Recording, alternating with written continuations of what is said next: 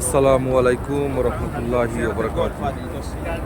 আজকে সোমবার অর্থাৎ 11ই নভেম্বর আমাদের এই সফরের বা এই উমরা সফরের এই ব্যাচের আমাদের শেষ এশার নামাজ মসজিদে নববীতে।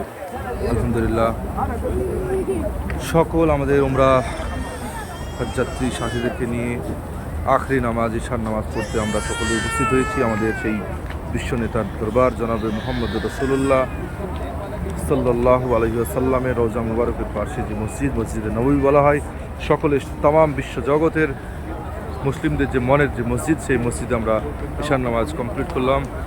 আজকে আমরা রাত্রি 1:10 আমরা এখান থেকে বিদায় নেব, অর্থাৎ জেদ্দা এয়ারপোর্টের উদ্দেশ্যে আমরা সকলেই বেরোবো।